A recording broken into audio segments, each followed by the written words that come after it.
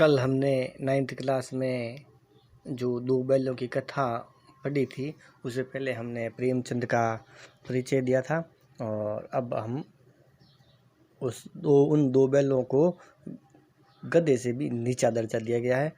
अब आगे हम पढ़ते हैं।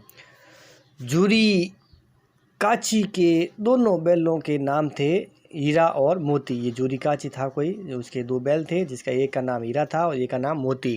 दोनों पछाई जाति के थे, दोनों ही बैल थे वो पछाई जाति के थे। देखने में सुंदर, काम में चौकस, डील में ऊंचे। बहुत दिनों साथ रहते रहते दोनों में भाईचारा हो गया था। दोनों बैल एक साथ रहते थे, मित्र हो गए, दोनों भाई की तरह रहते थे। दोनों आमने सामने या आस पास बैठे हुए एक दूसरे से मुख भाषा में विचार विनिमय करते थे। वो एक दूसरे के सामने ऐसे बैठते थे जैसे ऐसे लगता था कि वे दोनों आपस में बातचीत करते थे। एक दूसरे के मन की बात कैसे समझ जाता था हम नहीं कह सकते। अब वो आपका आपस में कैसे समझते थे दोनों बैल, ये हम बता नहीं सकते। अवश्य ही उनमें कोई ऐसी गुप्त शक्ति थी जिससे जीवों में श्रेष्ठता का दावा वाला मनुष्य वंचित है। मतलब मनुष्य मतलब उन दो बैलों में ऐसी कोई ताकत है जिसके कारण वो दोनों आपस में बिना वार्तालाप के आपस में गुफ्तगू कर लेते थे, जो मनुष्य भी नहीं जानते हैं। दोनों एक दूसरे को चाटकर और सूंघकर अपना प्रेम प्रकट करते और कभी कभी दोनों सींग भी मिला लिया करते थे। विग्रह के नाते से नहीं, केवल विनोद के भाव से, अलग होने के नाते से नहीं, केवल प्रेम के भाव से, आत्मीयता के भाव से। जैसे दोस्तों में घनिष्ठता होते ही ढोल धप्पा होने लगता है, गोलगप्पा होने लगता है। जैसे दो दोस्त आपस में मिलते हैं, वैसे ही ये दोनों बैल आपस में मिलते थे।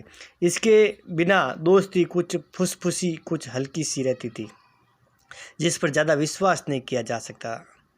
जिस वक्त ये दोनों बैल हल या गाड़ी में जोत दिए जाते और गर्दन हिला हिला कर चलते, उस वक्त हर एक की यही चेष्टा होती थी कि ज़्यादा से ज़्यादा बोझ मेरी ही गर्दन पर रहे। दोनों में ऐसी मित्रता थी कि जब इनको कोई दोनों बैलों को गाड़ी में जोत दिया जाता था तो ये गर्दन हिला हिला कर ऐसे चलते थे जैसे कि दोनों में एक दूसरे का भार वापस मतलब खुद लेना चाहते थे, अपने दोस्त के ऊपर नहीं डालना चाहते थे बाहर। ठीक है ना। दिन भर के बाद दोपहर या संध्या को दोनों खुलते। दिन भर के काम के बाद या तो दोपहर को या फिर शाम को ये दोनों खोल दिए जाते, तो एक दूसरे को चाट चूट कर अपनी थकान मिटा लिया करते। एक दूसरे को चाटते थे और अपनी थकान को मिटाते थे।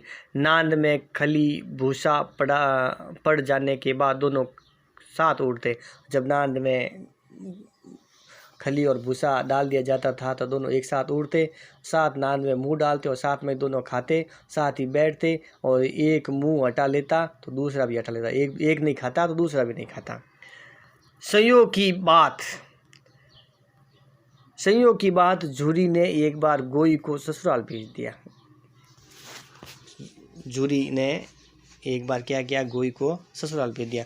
बैलों को क्या मालूम वे क्यों भेज रहे हैं, समझे मालिक ने हमें बेच दिया। अब देखो, अब संयोग की बात है कि जूरी ने एक बार क्या किया, गोई को ससुराल भेज दिया और बैलों को ये मालूम नहीं था वे क्यों भेजे जा रहे हैं। ठीक है ना, समझे मालिक ने हमें बेच दिया।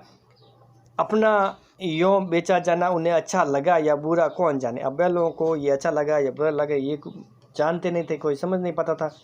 पर जूरी के साले गया को घर तक गोई ले जाने में दांतों पसीना आ गए। मतलब दोनों बैल बड़े मुश्किल से गए। पीछे से हाँकता तो दोनों दाएं बाएं भागता, पीछे से दोनों बैलों को हाँकता तो एक बाएं दाएं भागता, एक बाएं भागता। पगिया पकड़ कर आगे से खींचता, आगे से वो बैलों को खींचता तो दोनों पीछे की ओर जोर लगाते, दोनों पीछे की ओर जाने लगते। मारता तो दोनों सींग नीचे करके हुंकारते। अब दोनों को मारने लगता तो वो भी उसके सामने सींग मारने की कोशिश करते। अगर ईश्वर ने उन्हें वाणी दी होती तो जूरी से पूछते, तुम हम गरीबों को क्यों निकाल रहे हो। अगर ये जुबान उनके पास जबान होती तो वे ईश्वर से जरूर पूछते या जूरी से पूछते कि तुम हम गरीबों को यहाँ से क्यों निकाल रहे हो, हमने तो तुम्हारी सेवा करने में कोई कसर नहीं उठा रखी। अगर इतनी मेहनत से काम न चलता था तो और काम ले लेते। हमें तो तुम्हारी चाकरी में मर जाना कबूल था। मतलब ये दोनों ऐसे सोचते थे, मतलब बैलों का ऐसे वो रुक रहे थे, मानो वो ऐसा कह रहे हो कि भाई हम और मेहनत कर लेते, आपके काम करते और आपकी गुलामी में ही मर जाते, लेकिन हमें बेचा क्यों? हमने कभी दाने चारे की शिकायत नहीं की। ये बैल कह रहे हैं कि भाई हमने कभी भी दाना चारा भी नहीं मांगा, तुमने जो कुछ खिलाया वह सिर उठाकर खा लिया, फिर तुमने हमें इस जालिम के हाथ क्यों बेच दिया? ये बैलों की सोच थी। धन्यवाद। आगे हम कंटिन्यू कल करेंगे।